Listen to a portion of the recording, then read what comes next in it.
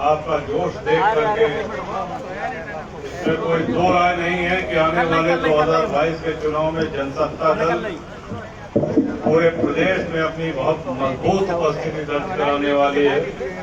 और उत्तर प्रदेश की जब हम बात करते हैं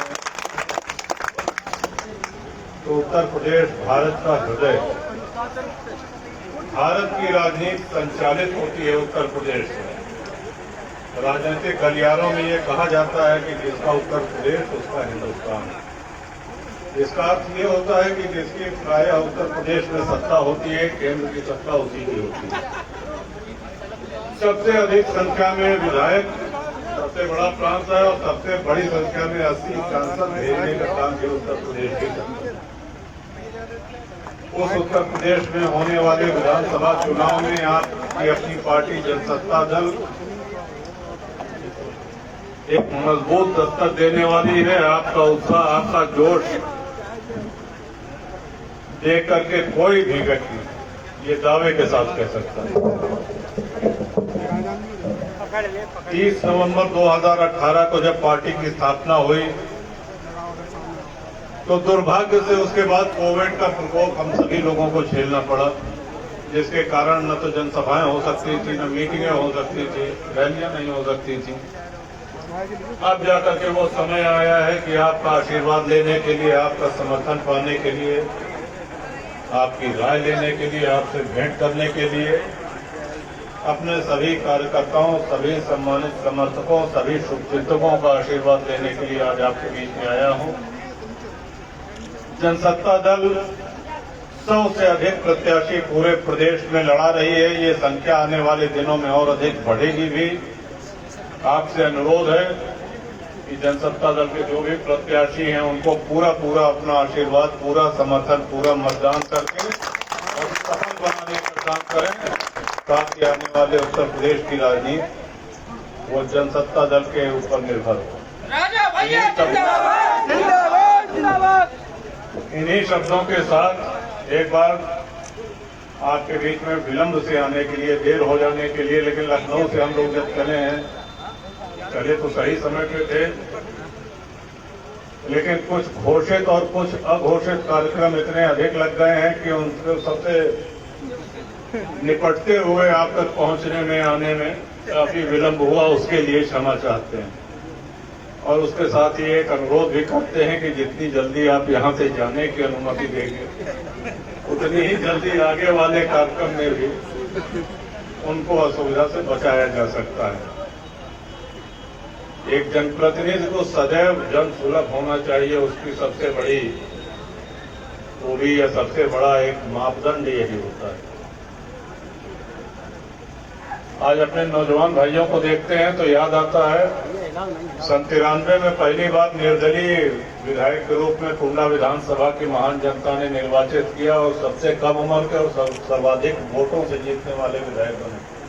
मतलब कि आज तक 6 चुनाव हुए। हर चुनाव में कुंडा की जनता और बढ़ा करके जीत देती है, जीत का मार्जिन और बढ़ता है।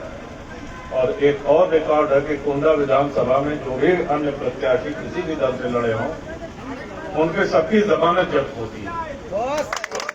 सब आप लोगों के प्रेम, आपका आशीर्वाद।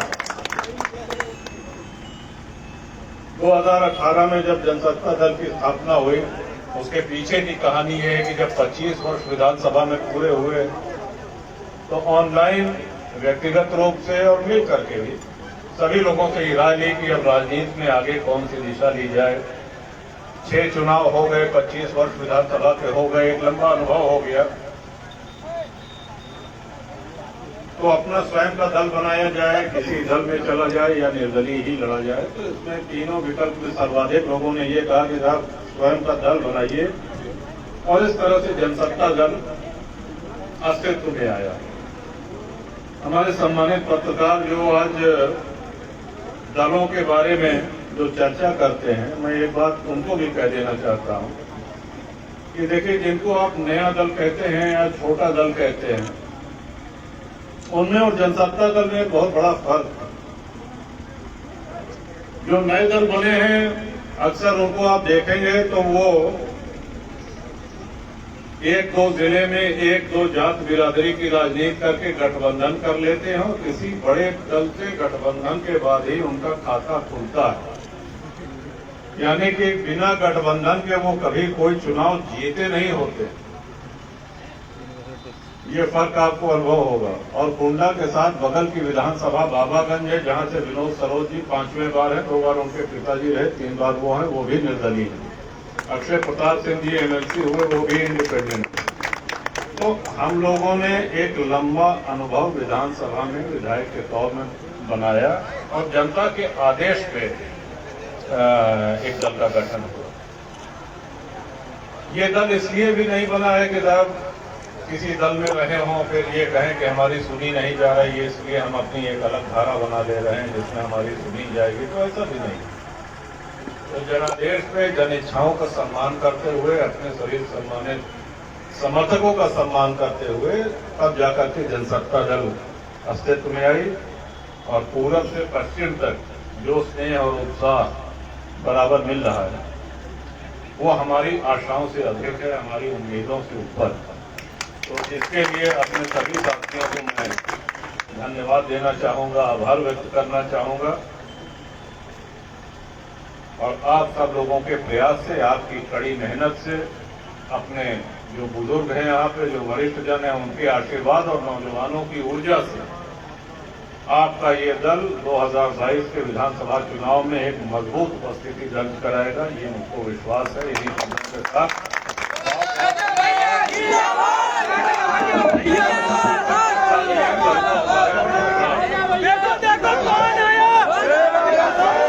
शांत रहे ताकि मीडिया के बंधुओं से वार्ता हो।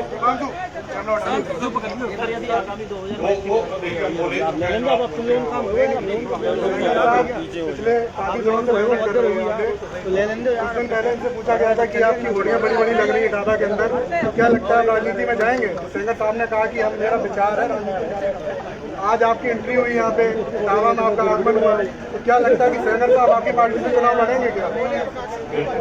सबसे पहले तो हम आभार व्यक्त करते हैं कि आपकी माता जी दिल्ली में है, इसके बावजूद आपने इतने समय दिया। और उत्तर प्रदेश में 100 से अधिक, ये वो समय नहीं है कि किसी प्रत्याशी के नाम की घोषणा की जाए, उसके लिए एक प्रक्रिया होती है। पार्टी किसी एक व्यक्ति के या एक व्यक्ति के विचार से नहीं चलती, उसके लिए हम सभी लोगों को कोर कमेटी को निर्णय लेना पड़ता है। लेकिन और लखनऊ बुलवाएंगे। सर मान लीजिए अगर 100 में से अगर 70-80 सीटें आप पाते हैं, 100 में से 70-80 सीटें यदि आप पाते हैं तो राजनीति किस स्तर से करेंगे? किसी राजनीतिक दल को सपोर्ट करेंगे? ये चुनाव के बाद की बातें हैं, बिल्कुल चुनाव के बाद तय किया जाएगा। फिलहाल तो आपका आशीर्वाद, आपका सहयोग मांगे हैं। Sir please. राजा भैया के बड़े चर्चे होते हैं, सुना है हमने कि 25 साल के जब राजा भैया थे तो विधायक बन गए थे, तो जो लोगों का प्यार रहा कोंडा के अंदर, बाकी का उत्तर प्रदेश प्यार देगा क्या? वो आप लोगों का उत्साह देखते हुए हमने मंच से भी कहा और पत्रकार वार्ता में भी कह रहे हैं कि जितना हमने सोचा था उससे अधिक उत्साह, उससे अधिक दर्शन। पहले आप समाजवादी पार्टी में भी रहे हैं? जी नहीं, अभी मैं समाजवादी पार्टी में समाजवादी पार्टी को आवश्यकता पड़ी, उन्होंने सपोर्ट किया, आपने सपोर्ट किया। इटावा की धरती पर कैसा लग रहा है यहाँ इटावा से? अभी हमारे पत्रकार साथी ने एक सवाल किया कि पहले आप समाजवादी पार्टी में थे, तो हम ये सुधार कर देना चाहते हैं, किसी भी दल में नहीं रहे, उनको आवश्यकता पड़ी, हमने मदद करी।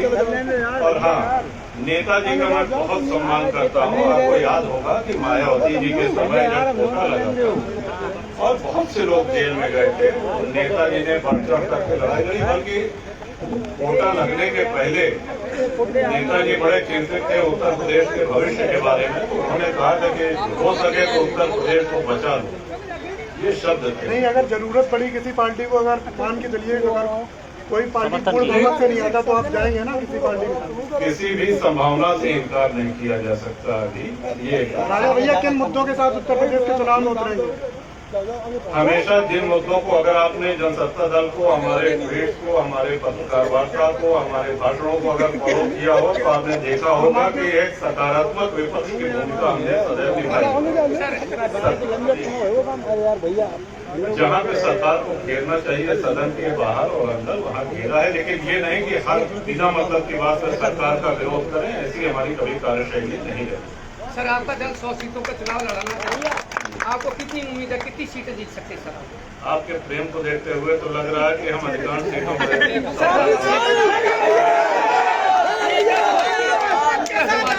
एक तो योगी आदित्यनाथ जी का नेतृत्व है, दूसरी समाजवादी पार्टी के मुखिया हम कह रहे हैं 400 सीटें जीतेंगे, तो आप कितनी सीटें? समाजवादी पार्टी के मुखिया से ज्यादा का कहना है कि विधानसभा में 400 सीटें जीतेंगे, दूसरी तरफ योगी आदित्यनाथ का नेतृत्व, तो सर आप कहाँ खड़े पाते हैं? आपकी अवस्था, आपकी आयु देख करके हम ये कह सकते हैं कि बड़ा लंबा अनुभव आपको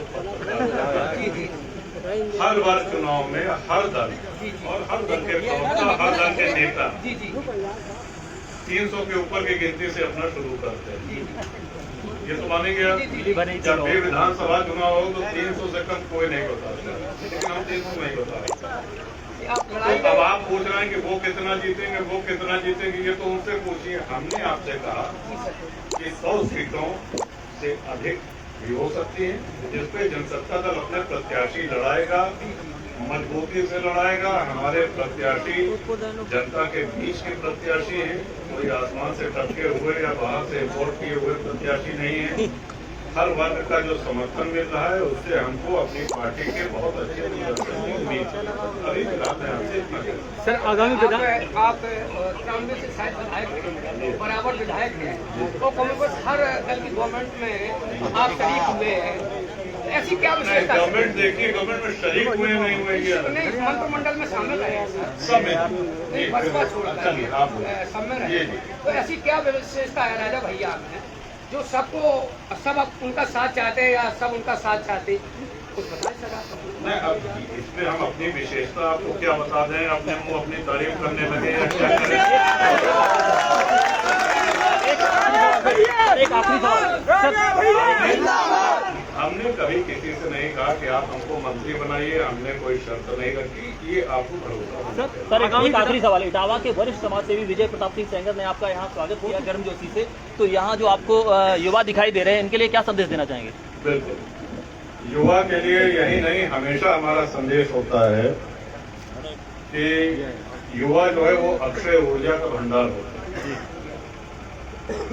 और एक जोश का प्रतीक होते हैं, लेकिन बराबर अपने वरिष्ठ जनों से, अपने बुजुर्गों से मार्गदर्शन प्राप्त करते रहें। सफलता तभी मिलती है जब जोश के साथ होश भी हो, तो होश का रहना बड़ा आवश्यक है। लोग नारे लगा रहे हैं कि सम्मान करते हुए, उनसे दिशा निर्देश, उनसे सीखते हुए आगे बढ़ेंगे तो बहुत आगे। आगामी विधानसभा चुनाव लड़ाएंगे सर? वो अब कहेंगे।